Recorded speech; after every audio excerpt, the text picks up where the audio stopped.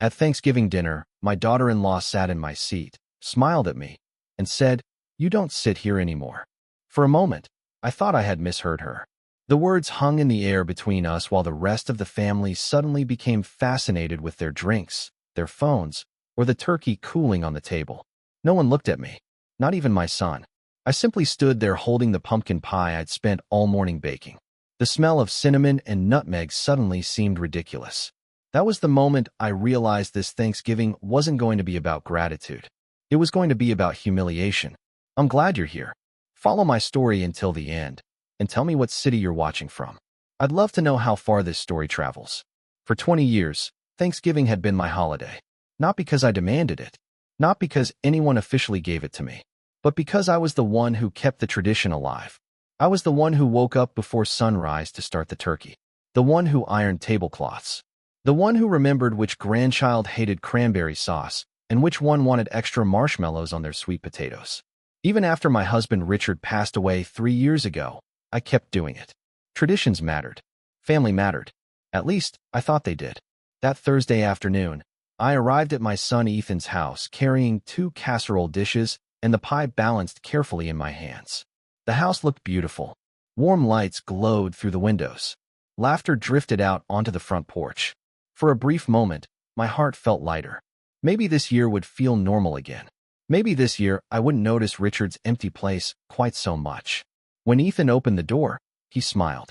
But it wasn't his old smile. It was quick, nervous, the kind of smile people wear when they're hiding something.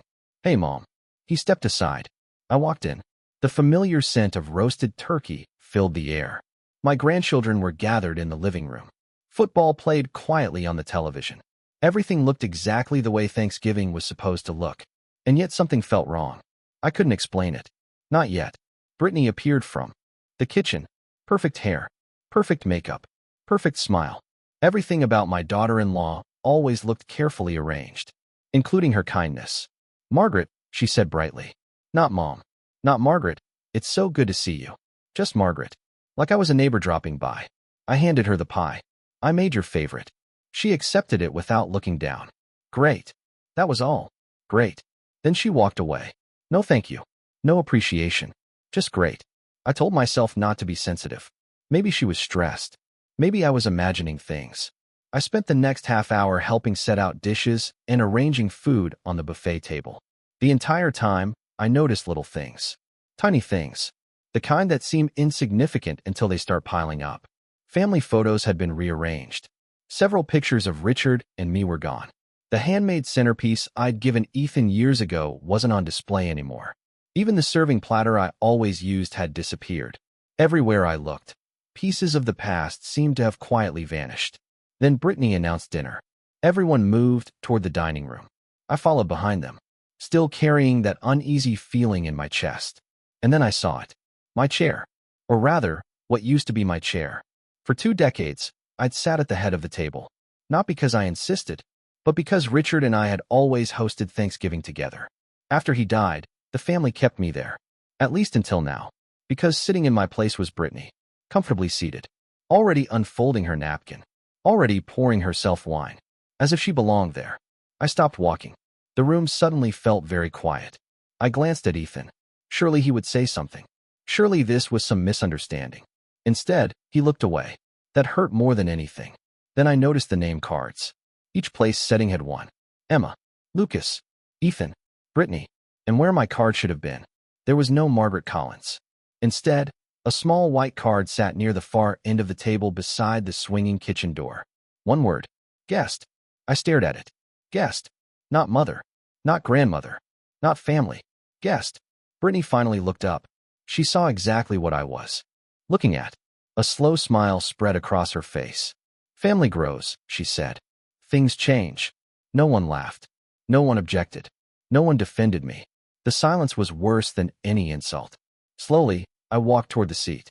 The one beside the kitchen door. The one where waiters usually stand in restaurants. Every step felt heavier than the last. I sat down. No one spoke. No one met my eyes. I folded my napkin carefully in my lap. Because if I stopped moving, I wasn't sure I could keep my composure. Then something caught my attention. The wall directly across from me. the wall that had always displayed our family photographs. I blinked, looked again, and felt my stomach drop. Every photograph of Richard and me was gone. Every single one. And in their place were brand new portraits of Brittany's family. That was when I realized the chair wasn't the real message. It was only the beginning. I couldn't focus on the food after that. The turkey looked beautiful. The mashed potatoes were perfectly smooth. The rolls were still warm from the oven. But none of it tasted like anything. I kept staring at the wall, at the empty spaces where my life used to hang. For 39 years, Richard and I had built a family together. Every photograph on that wall represented a piece of that journey. Our wedding day, Ethan's first Little League game, family vacations, Christmas mornings, graduation ceremonies. Now they were gone, removed so completely that it was as if we had never existed. Across from me, Brittany laughed at something one of her cousins said. The sound grated against my nerves. Not because she was laughing, because she looked comfortable. Too comfortable. Like someone sitting in a chair they had wanted for a very long time. I picked at my food while conversations flowed around me. No one mentioned the photographs. No one acknowledged the seating arrangement. The entire family seemed committed to pretending everything was normal. That somehow made it worse. Humiliation is painful. But humiliation that everyone silently accepts is something else entirely. It becomes a message. A declaration. You no longer matter here. Halfway through dinner, Ethan stood to refill his drink. For a moment, he passed behind my chair. Close enough for me to speak quietly. Ethan. He paused. Yes, Mom. I looked directly at him. What happened to the photographs? A shadow crossed his face. Gone almost immediately. Oh. He cleared his throat. Brittany wanted to update the room.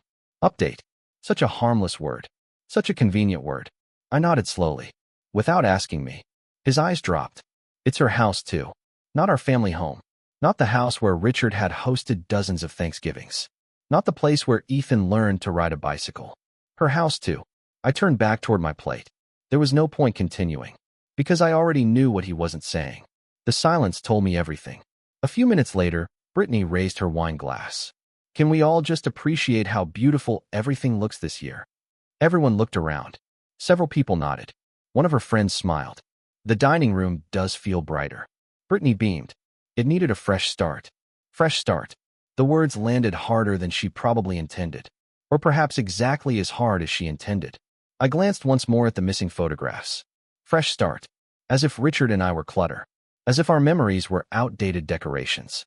As if the history of this family needed to be erased before Brittany could finally feel comfortable. My appetite disappeared completely. Then something unexpected happened. A hand brushed my shoulder. I looked up. Emma, my 16-year-old granddaughter. She stood beside me holding an empty water pitcher. Grandma, can you help me in the kitchen? The request sounded ordinary. But her eyes told a different story. She was nervous. Very nervous. Of course, sweetheart. I followed her into the kitchen. The moment the swinging door closed behind us, she exhaled sharply. Grandma, I'm sorry. I blinked. Sorry for what? Her eyes filled with guilt. For all of this. She glanced toward the dining room, making sure nobody could hear.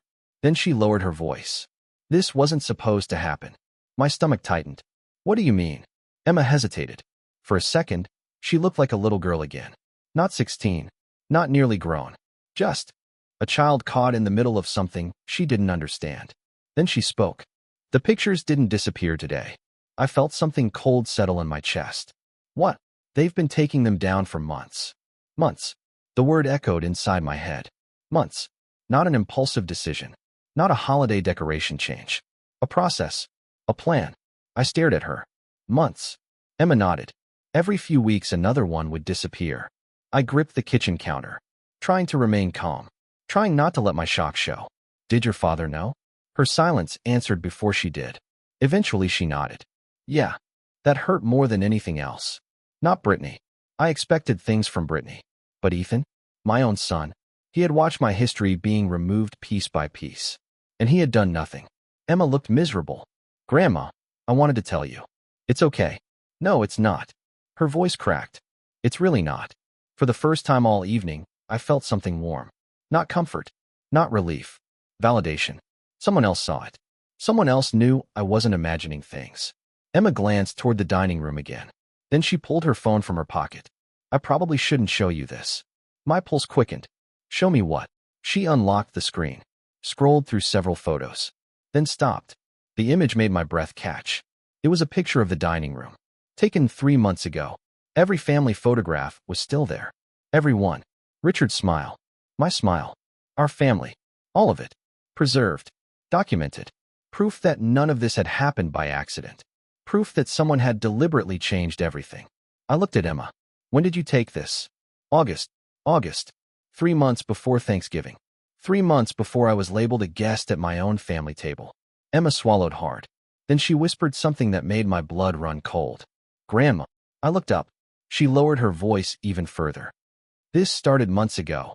And suddenly, I realized the missing photographs weren't the real story. They were only the evidence. The question was far more dangerous.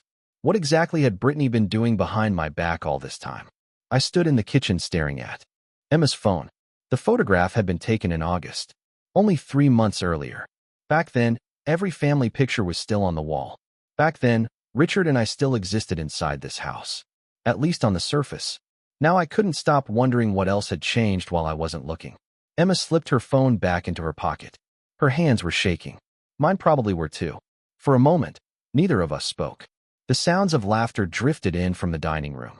The noise felt strangely distant, as if it belonged to another family, another house, another life. Finally, I looked at my granddaughter. Emma, tell me the truth. She swallowed. What truth? The truth you've been carrying around. Her eyes dropped to the floor. That told me everything. There was more. Much more. Grandma, I don't want to make things worse. I managed a small smile. I think we're long past that. She let out a nervous breath. Then she leaned against the counter. I started noticing things after summer. My stomach tightened. What things? Emma hesitated. The way Brittany talks about you. The answer didn't surprise me, but it still hurt. Go on. Emma glanced toward the dining room again. Then she lowered her voice. She doesn't call you Grandma when you're not around. I felt my chest tighten. What does she call me? Emma looked uncomfortable. Very uncomfortable. For a second, I thought she wouldn't answer. Then she said it. The holiday guest. The words landed harder than I expected. Not because they were cruel. Because they were deliberate. A title. A label. Something repeated often enough to become normal. The holiday guest. Not family. Not mother. Not grandmother. Just someone who occasionally appeared. Someone temporary. Someone replaceable. I stared at the countertop, trying not to let Emma see how much that hurt. But she wasn't finished. Sometimes she says you're stuck in the past. I nodded slowly. That sounded exactly like Brittany. Always polite in public. Always sharp in private. Like a knife hidden inside velvet. When did she start saying those things? Emma thought for a moment. Maybe a year ago. A year. The realization hit me like cold water. This hadn't started with Thanksgiving. It hadn't started with the photographs. This had been growing quietly for a very long time. Like a crack spreading beneath a foundation. Invisible until the damage became impossible to ignore. Emma looked guilty. I thought Dad would stop it. That one hurt even more. Because so had I. For years, I believed Ethan would notice. That eventually he would see what was happening. That he would protect the family his father built. Instead, he had remained silent. And silence has a way of becoming permission. I folded my arms, trying to steady myself. What else? Emma bit her lip. Then she said something that made my stomach drop. Grandma, Brittany tells people this house will eventually belong to her. I blinked. What? Emma nodded. I've heard her say it more than once. The room suddenly felt colder. To who? Friends. Her sister. Sometimes people at church. I stared at her. And what exactly does she say? Emma repeated the words carefully, as though she had memorized them. She says it's only a matter of time. Only a matter of time. I felt Richard's face flash through my mind. His laugh. His voice. His hands building shelves in the garage. His pride in that home. And now someone was talking about it like a prize waiting to be claimed. As if the family history attached to it meant nothing. Emma shifted uncomfortably. There was something else. I looked up, immediately alert. What? She hesitated longer this time. Long enough to make my pulse quicken. Then she pulled out her phone again. I took a screenshot. A screenshot of what? Her expression darkened. A text message. The words seemed to echo in the kitchen. A text message. I suddenly understood why she looked so nervous. Whatever she had seen wasn't meant for family eyes. Emma unlocked her phone, opened an image, then handed it to me. I stared at the screen. The message wasn't very long. Just one sentence. But it made every nerve in my body tighten. The sender was Brittany. The recipient's name had been cropped out. The message read, "Step 1 is almost finished." That was it. No explanation. No context. Just those 5 words. Step 1 is almost finished. I read them again and again, trying to understand, trying to convince myself there was an innocent explanation. But deep down, I already knew better. Because of the photographs, because of the seating chart, because of the word guest, because of everything Emma had just told me. A plan didn't need many words. And those words sounded exactly like a plan. I slowly lowered the phone. When did she send this? Emma's face had gone pale. About 6 weeks ago. 6 weeks. Long before Thanksgiving. Long before tonight. Long before I realized I was being pushed out. I handed the phone back. For several seconds, neither of us spoke. Then the dining room erupted in laughter again. Loud. Carefree. Almost cheerful. The sound sent a chill through me. Because suddenly, I wasn't wondering whether Brittany had been trying to replace me. I was wondering how far she'd already gotten. And for the first time that evening, a far more dangerous question entered my mind. If removing the photographs was step 1, what was step 2? I couldn't stop thinking about that message. Step 1 is almost finished. The words followed me back into the dining room. Every smile suddenly looked different. Every conversation sounded artificial. Every laugh felt rehearsed. Maybe nothing around me had changed. Or maybe I was finally seeing things clearly. I returned to my seat at the end of the table. The seat labeled guest. The seat Brittany had chosen for me. Across the room, she looked perfectly relaxed. Confident. Comfortable. Like someone who believed everything was going according to plan. Emma quietly sat back down without saying another word. I was grateful for that. The poor girl had already carried more than she should have. For several minutes, I pushed food around my plate and listened. Mostly to Brittany. Because once you start paying attention to someone, you notice things you missed before. The interruptions. The little corrections. The way she redirected conversations back toward herself. The way Ethan constantly checked her reaction before speaking. It wasn't obvious. Not at first. But once I saw it, I couldn't unsee it. Then Brittany stood up. She lifted her wine glass. The room gradually became quiet. "Before dessert," she said, smiling warmly, "I'd like to say a few words." Several guests nodded. Someone applauded lightly. I felt my stomach tighten. People who enjoy attention rarely waste opportunities to take more of it. Brittany looked around the table. "We've all been through a lot these past few years." A few heads nodded. Families change. There was that word again. Change. Always change. As if every painful thing happening in this house was simply part of some natural process. As difficult as change can be, Brittany continued, "It's important to embrace new chapters." I noticed her eyes briefly move toward me. Only for a second, but it was enough. The message was intended for me. Everyone else heard a Thanksgiving speech. I heard a warning. She smiled again. "Tonight, I'd like to celebrate the people who continue building this family's future." People, not family. People. Carefully chosen words. I waited. Surely she would mention Richard. Surely she would acknowledge the man who built the life everyone at this table enjoyed. She didn't. She thanked Ethan. She thanked her parents. She thanked her sister. She thanked several family friends. She even thanked a neighbor who helped decorate the house. But she never mentioned Richard. And she never mentioned me. Not once. The omission felt deliberate. Like someone leaving a photograph out of a frame. The room filled with applause. I sat quietly. My hands folded in my lap. My face calm.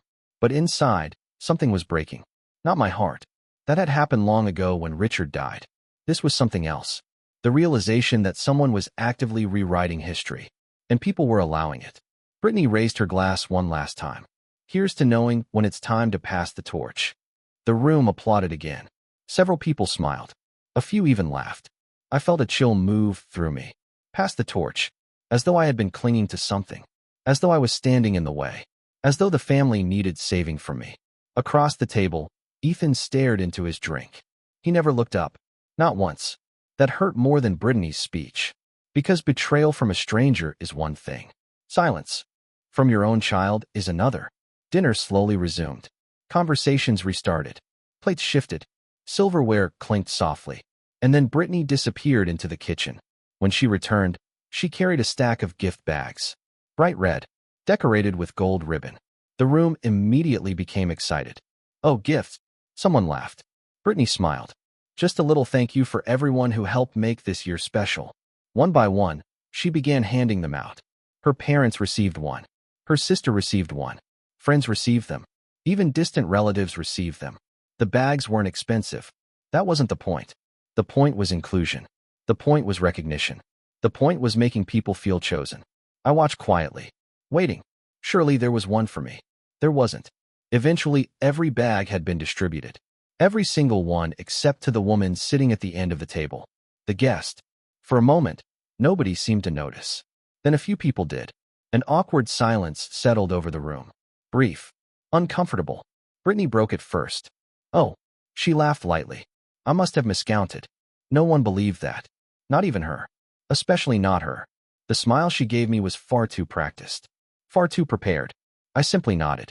It's all right. And I meant it. Not because it didn't hurt, but because by then I was beginning to understand something important. Every humiliation that evening had a purpose. The chair. The photographs. The speech. The gift bags. None of them were accidents. They were steps. Pieces of a larger picture. A larger plan. Then I noticed something sticking out of a folder beside Ethan's plate. Only one corner was visible, but I could clearly see a word printed across the top page. Ownership. My pulse immediately quickened. Ethan noticed me looking. In one quick motion, he closed the folder. Too quickly. Far too quickly. The movement wasn't casual. It was protective, like someone hiding something they didn't want seen. I looked from the folder to Ethan, then from Ethan to Brittany. Neither of them said a word. But for the first time all evening, I felt certain of something. Whatever step 2 was, it had something to do with that document. And somehow, I was no longer just being pushed away from the family. I was being pushed away from something much bigger. The word stayed with me for the rest of the evening. Ownership. Just one word. But sometimes a single word tells you more than an entire conversation, especially when someone tries that hard to hide it. After Ethan closed the folder, he avoided looking in my direction. Every time I glanced toward him, he found something else to focus on. His drink. His plate. His phone. Anything except me. That wasn't the Ethan I raised. When he was younger, he couldn't keep a secret to save his life. His face always gave him away. And tonight, his face was telling me plenty. Something was happening. Something involving that document. And whatever it was, I wasn't supposed to know. Dessert was served shortly afterward. My pumpkin pie. The same pie Brittany had accepted with a careless grate when I arrived. Now she was proudly serving it to everyone. Accepting compliments. Accepting praise. Accepting admiration. As though she had spent the morning making it herself. I watched quietly. One more small thing. One more piece of evidence. Not enough to start a fight, but enough to reveal character. People often show you who they are through the little things. Not the big moments. The little ones. Across the table, one of Brittany's friends took a bite of pie and smiled. This is amazing. Brittany laughed. I know. 3 simple words. I know. Not Margaret made it. Not my mother-in-law brought it. Just I know. I lowered my eyes to my coffee cup. Years ago, that would have upset me. Now it simply confirmed what I already suspected. Brittany wasn't trying to join the family. She was trying to replace parts of it. And replacement requires erasure. The realization settled heavily in my chest. A little later, conversations broke into smaller groups. People wandered into the living room. Some watched football. Others chatted near the fireplace. I found myself standing alone near the hallway when I overheard something. Not intentionally. I wasn't eavesdropping. I simply happened to be there. 2 guests were talking quietly. One of them was a woman I recognized. From Brittany's church group. She smiled politely when she noticed me. Then she said something that caught me completely off guard. You look wonderful, Margaret. I smiled. Thank you. She hesitated. Then her expression became confused. Oh. She laughed nervously. I thought you were living somewhere else now. For a moment, I didn't understand. Somewhere else. Yes. She looked embarrassed. I thought you'd moved into assisted living. The hallway suddenly felt very quiet. I stared at her. Why would you think that? The woman immediately looked uncomfortable. The kind of uncomfortable that happens when someone realizes they've said too much. She glanced toward the living room. Toward Brittany. Then back at me. Maybe I misunderstood. But she hadn't misunderstood. I knew that instantly.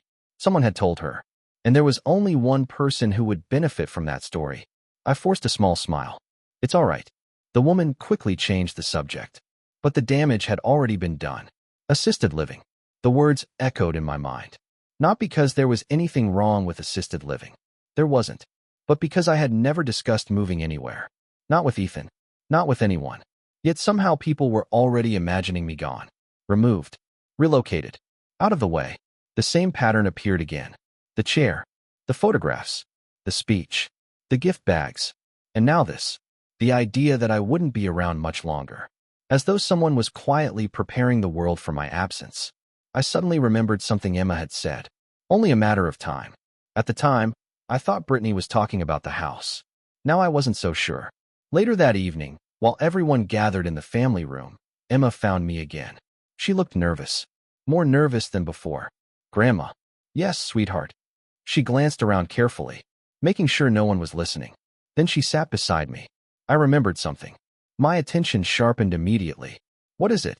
Emma twisted her hands together. You know how Brittany meets people for lunch all the time? I nodded. Sure. Some of those lunches weren't with friends. I frowned. What do you mean? Emma lowered her voice. I saw her at a law office. My pulse quickened. A law office? She nodded. More than once. For several seconds, I said nothing. The pieces were beginning to move together. Not perfectly. Not completely. But enough to form a shape. A document labeled ownership. Conversations about me leaving. Rumors about assisted living. And now meetings with attorneys. I looked toward the living room. Brittany was laughing beside Ethan. Completely at ease. Completely confident. Like someone who believed her future was already secured. Emma leaned closer. There was one more thing. I turned back toward her. What? Her voice dropped to barely above a whisper.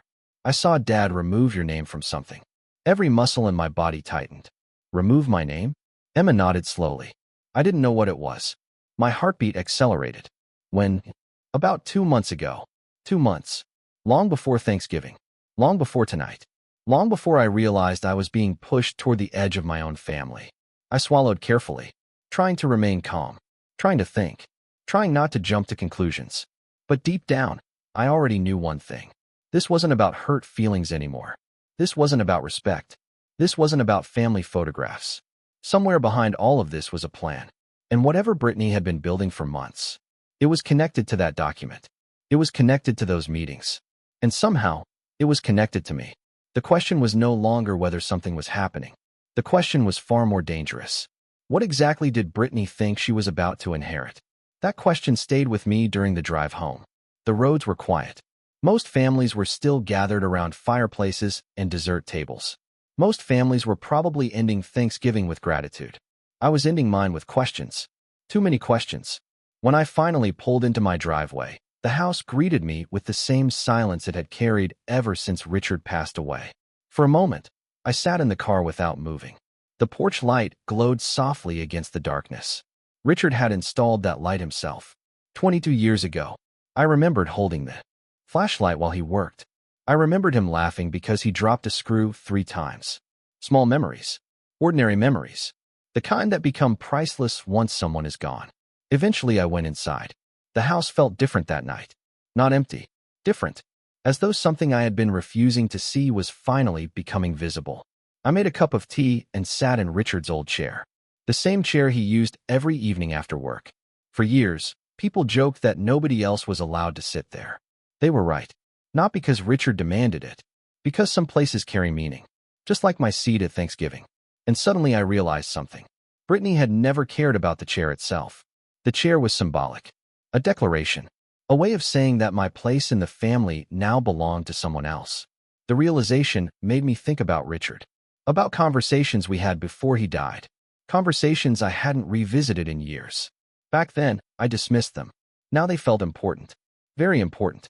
I closed my eyes and remembered one afternoon shortly after Ethan married Brittany. We had been sitting on the back porch. Richard was watching the sunset. Something he loved doing. After a long silence, he suddenly said, "Keep your eyes open." I laughed. For what? He didn't answer immediately.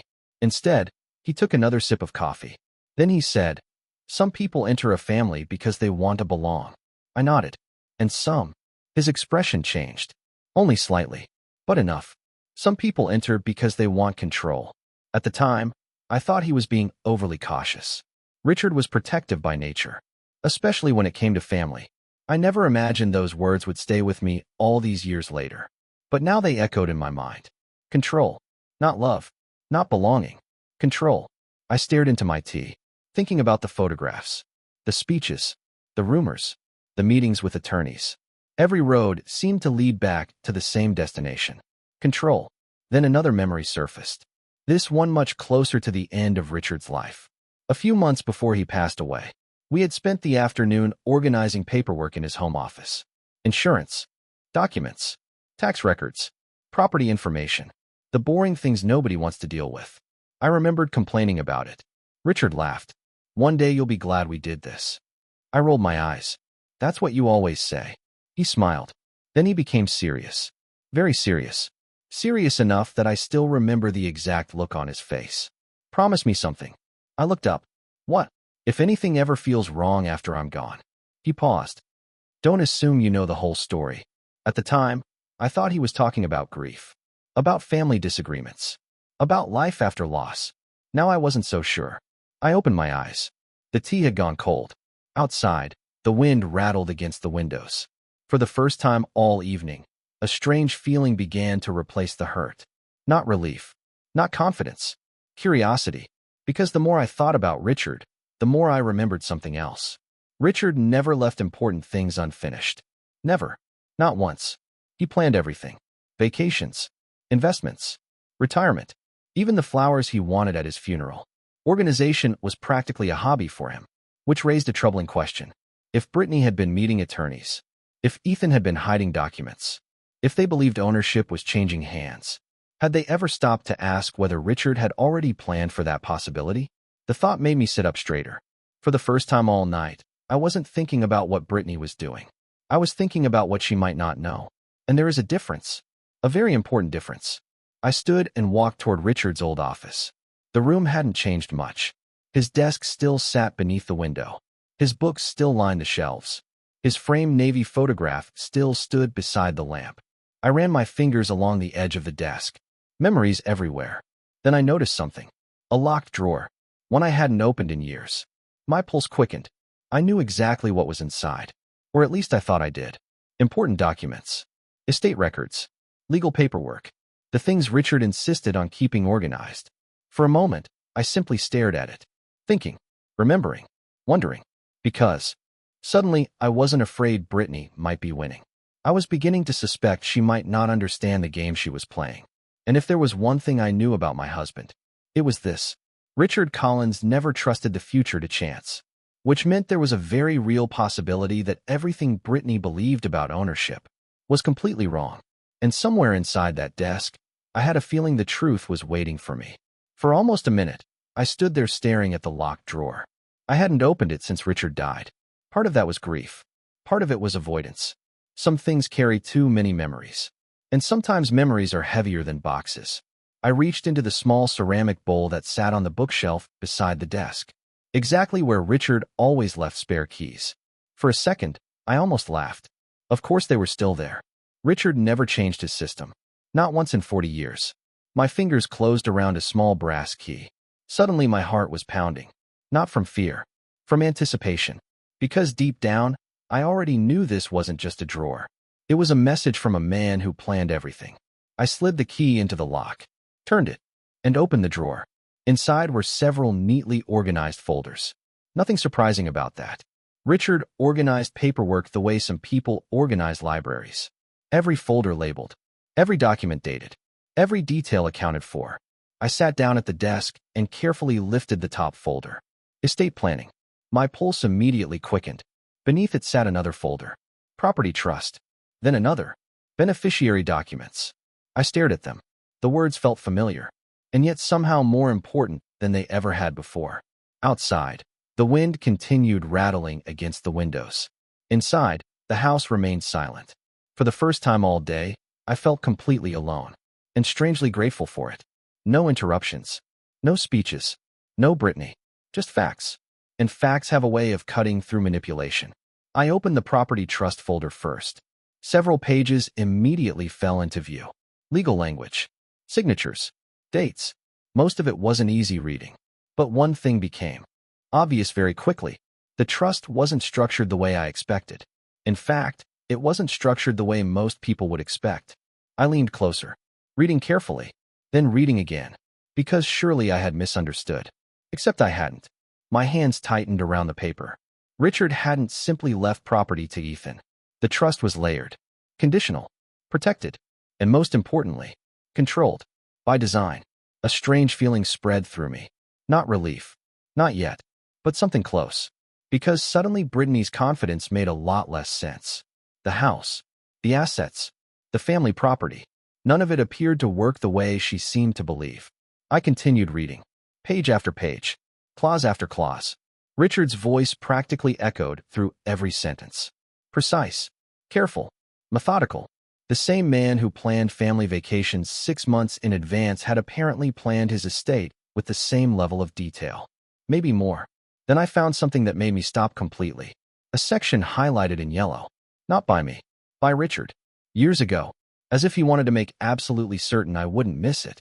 My eyes moved across the paragraph. Then back again. Then a third time. I sat perfectly still. Because suddenly everything changed. Not a little. Everything. The trust contained a protective provision. One I had completely forgotten existed. One Richard had insisted upon after updating the documents several years earlier. At the time, I barely paid attention. Now I understood why he had. The language was clear. Painfully clear. Any beneficiary who intentionally attempted to isolate, manipulate, pressure, or remove me from my rightful role within the family structure could trigger a review of their inheritance rights. I blinked. Then read it again. Slowly. Very slowly. The words didn't change. Neither did their meaning. My heart pounded harder. Because suddenly the Thanksgiving dinner replayed itself inside my mind. The photographs. The rumors. The guest card. The speeches. The systematic exclusion. Every single piece suddenly looked very different. And if I could see the pattern, a trust attorney certainly could. I leaned back in Richard's chair. For the first time since arriving home, I smiled. A small smile. But a real one. Because Brittany thought she was playing a long game. What she didn't know was that Richard had started playing years before she ever entered the family. And Richard was very, very good at thinking ahead. I continued reading until nearly midnight. The deeper I went, the clearer things became. The trust wasn't designed to punish people. It was designed to protect family, especially vulnerable family members, especially surviving spouses, especially me. I closed the folder and stared out the window. Snow had started falling. Soft flakes drifting beneath the porch light. Richard always loved the first snowfall. For some reason, that thought made me smile again. Then another realization hit me. Brittany wasn't just making assumptions. She was making expensive assumptions. Very expensive. I suddenly remembered comments she'd made over the past year. Talk about remodeling. Talk about expanding the kitchen. Talk about redesigning the master suite. Even talk about replacing certain furniture because it felt dated. At the time, I ignored those comments. Now they sounded different. Now they sounded like plans. Plans built on expectations. Expectations built on beliefs. And beliefs can be dangerous when they're wrong. Especially when money is involved. Especially when property is involved.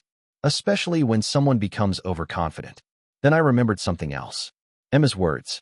Only a matter of time. The church friend's assumption about assisted living. The law office visits. The hidden document marked ownership. A picture was finally beginning to emerge. And the most astonishing part? Brittany probably believed she was winning. She probably believed the outcome was already decided. She probably believed nobody knew what she was doing. I carefully returned the documents to the drawer, locked it, then carried one specific folder with me. Not because I planned to confront anyone. Not yet. Because timing matters. Richard taught me that too. As I headed upstairs, one final thought settled into my mind. Tomorrow morning, someone was going to learn a very expensive lesson. Because there was. One thing Brittany had never bothered to verify. She assumed Ethan controlled the future. But according to the documents sitting beside my bed, that future wasn't Ethan's to control at all. The next morning, I didn't call Brittany. I didn't call Ethan either. I called Richard's attorney. The same attorney who had helped prepare the trust years earlier. A man named David Harper. After reviewing the documents, he asked only one question. Margaret, do you believe there's been a pattern of intentional exclusion? I thought about Thanksgiving. The guest card. The missing photographs. The speech. The rumors about assisted living. The meetings with attorneys. The hidden ownership documents. Then I answered. Yes. There was a long pause. Finally, he said, then I think it's time we have a family meeting. 3 days later, everyone gathered at Ethan's house. The atmosphere felt completely different from Thanksgiving. No laughter, no music, no football on television, just tension, the kind that settles into a room before a storm. Brittany seemed confused. Ethan looked nervous. Emma sat quietly beside me. The only person who looked completely comfortable was David. He placed a folder on the dining room table, the same table where I had been labeled a guest just days earlier. For a moment, nobody spoke. Then David opened the folder. We're here to clarify several misunderstandings regarding Richard Collins' estate. The color immediately drained from Brittany's face. Not completely, just enough for me to notice. David continued calmly. Professional. Precise. The same way Richard would have wanted. He explained the structure of the trust, the conditions, the protections, the responsibilities. At first, Brittany seemed unconcerned, almost bored. Then David reached the section I had discovered in Richard's office. Everything changed. He read the clause aloud. Every word, every condition, every consequence. The room became silent. Dead silent. I watched Brittany's expression carefully. The confidence disappeared first. Then the smile. Then the certainty. By the time David finished reading, she looked like someone hearing an unfamiliar language. Finally, she interrupted. Wait. David looked up. Yes. That can't be right. Her voice sounded strained, almost desperate. David simply slid a copy of the trust across the table. It is right. Brittany stared at the pages, flipping through them, searching, hoping, trying to find something different. There wasn't. Because facts don't change just because someone dislikes them. Then came the part nobody expected, especially Brittany. David calmly explained that documented efforts to isolate, marginalize, or remove a protected beneficiary could trigger a formal review of inheritance rights. The room felt frozen. I glanced toward Ethan. He looked stunned, completely stunned, as though he were hearing portions of the trust for the very first time. Maybe he was. Then David asked a question. One simple question. Ethan, have you personally reviewed the complete trust document before today? Ethan hesitated. The answer was written all over his face. Eventually, he looked down. No. Brittany turned toward him so quickly her chair nearly scraped the floor. You never read it? Her voice cracked. For the first time, I heard genuine panic. Not anger. Not arrogance. Panic. Ethan looked embarrassed. Ashamed. No. The room fell silent again. Because suddenly everything made sense. The assumptions. The confidence. The plans. The renovations. The ownership discussions. They had built an entire future around something neither of them had fully understood. And now that future was collapsing in front of them, piece by piece. Then Brittany looked at me. Really looked at me.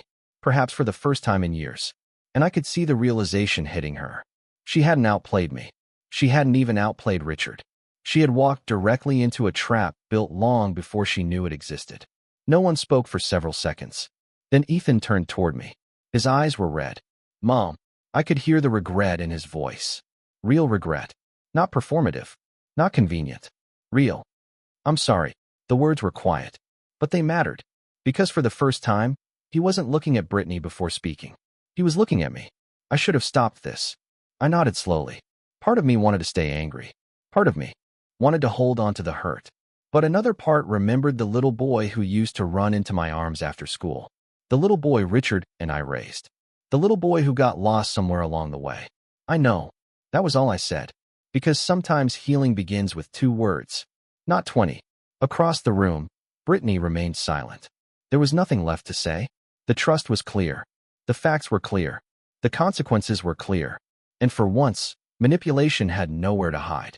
A week later, Thanksgiving decorations were still hanging around the house. Emma invited me over for dinner. Just the family. No speeches. No guests. No performance. When I arrived, something immediately caught my attention. The photographs were back. All of them. Richard's smile looked down from the wall again. Family vacations. Christmas mornings. Graduations. Memories. Our memories. Back where they belonged. Then I walked into the dining room. And stopped. Because at the head of the table sat a familiar chair. My chair. The same chair. The same place. But this time, there was something resting against the plate. A small card. I picked it up. Written across the front were 4 simple words. Margaret Collins, family matriarch. For a moment, I couldn't speak. Emma smiled. Ethan looked emotional. Even David's words from the week before echoed in my mind. Protected beneficiary. The legal term sounded so cold, so technical. Yet standing there, I realized the truth. The trust had never really been protecting money. It had been protecting dignity, protecting family, protecting the people who built it. Slowly, I sat down, back in my seat, back in my place. Not because a document said so, not because a lawyer enforced it, because some places are earned through decades of sacrifice. And no one gets to erase that. Not with a speech, not with a photograph, not with a name card. As dinner began, I looked around the table, at Ethan, at Emma, at the family Richard and I built, and finally understood something. The chair had never been the point. It was simply the first thing Brittany thought she could take from me. In the end, it became the one thing that proved she never truly understood what that seat represented. Because a chair can be moved, a name card can be replaced, but a lifetime of love, sacrifice, and family history, that belongs exactly where it was always meant to be. And no one can steal that.